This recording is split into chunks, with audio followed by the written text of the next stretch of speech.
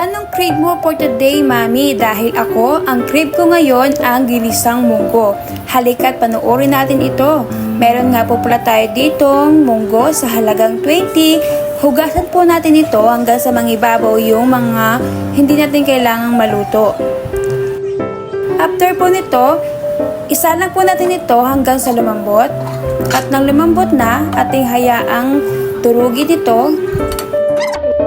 Sa isang kawali, naglagay po ako ng mantika, bawang, at sibuyas. Haluin pa rin po ito hanggang sa lumabas ang aroma.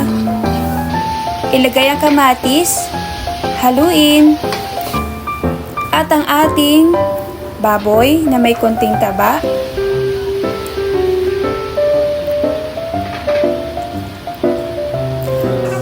Haluin pa rin ito hanggang sa kumalat ang ating mga sangkap. Naglagay po ako ng patis.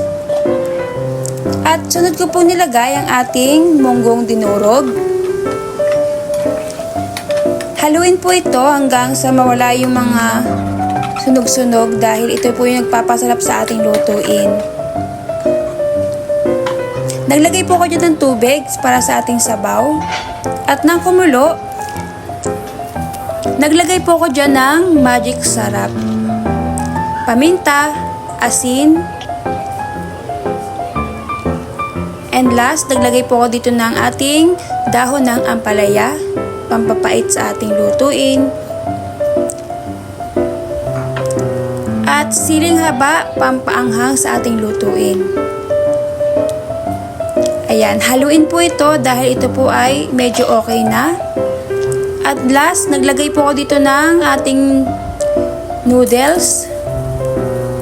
Nirequest po yun ng aking asawa kaya nag-additional po ako nito.